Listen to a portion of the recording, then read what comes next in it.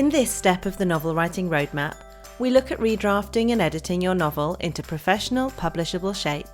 There's too much to fit into one video, so we've split this section into two. In this first video, we'll cover general guidelines and high-level structural edits.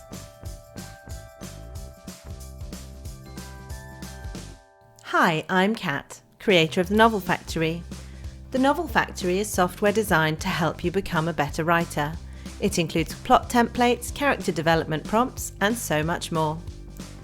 Each of these videos has an accompanying text article on our website, which contains further details and examples. The direct link can be found below.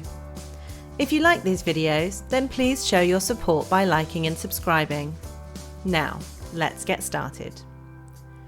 Before we get into the practical details of editing, let's go through a few general guidelines. Before you start making any changes, it's a really good idea to read through the entire novel from start to finish. While you're doing this, make notes and checklists of things to do, but don't actually make any changes until you've read the whole thing.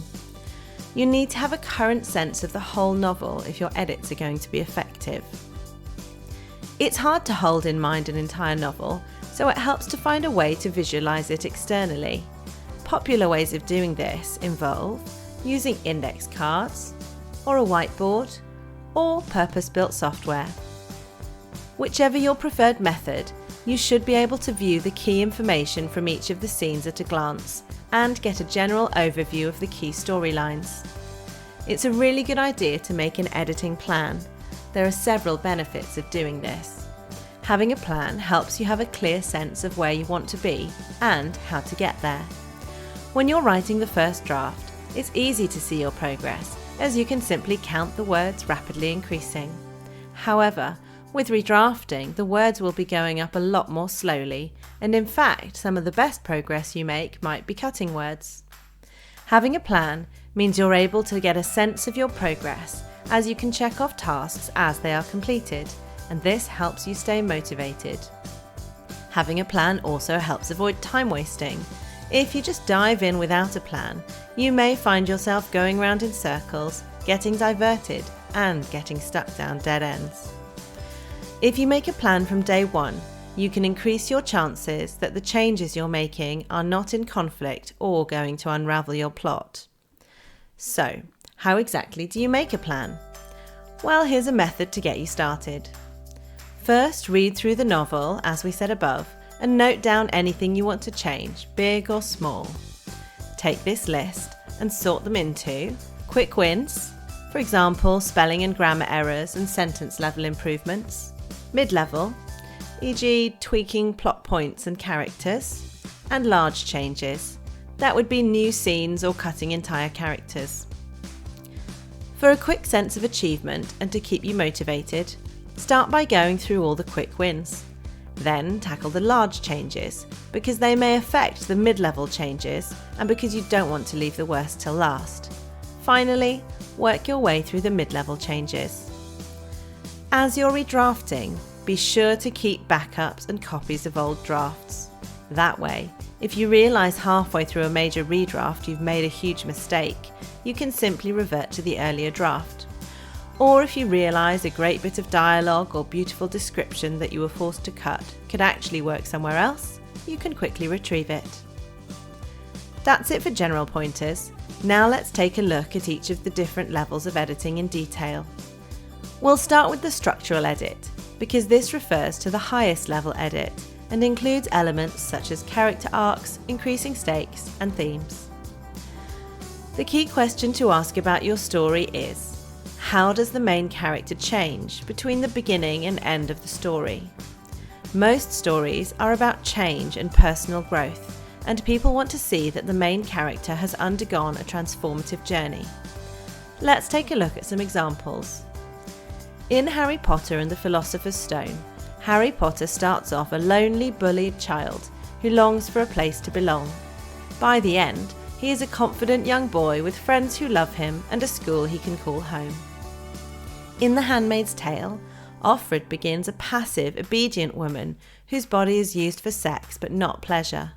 By the end of the novel, she is breaking all the rules and risking her life to have an affair because she so desperately needs to feel love and pleasure.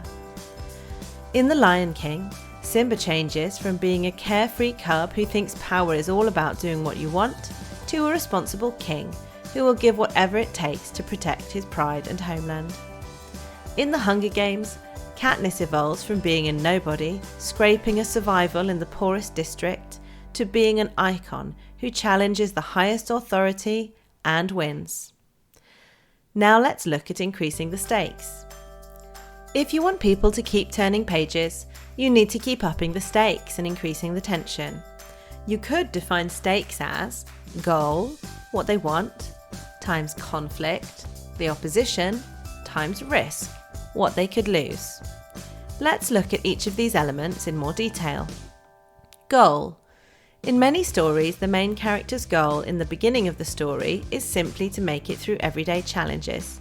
By the end, they are attempting to save a loved one, a community, or even the world. Conflict.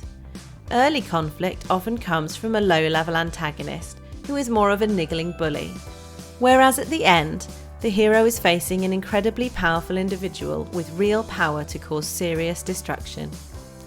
Risk.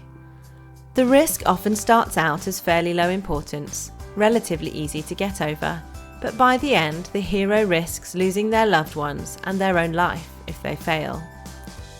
For example, in Harry Potter and the Philosopher's Stone, Harry starts off just wanting to survive his awful family until school and avoid embarrassment or punishment.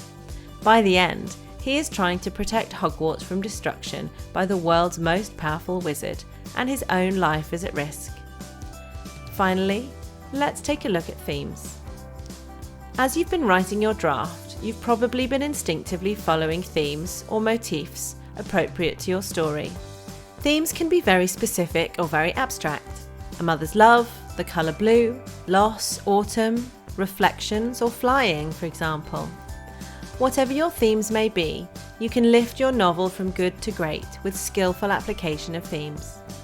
As you read through your draft, see if there are any recurring motifs or messages that seem to be cropping up.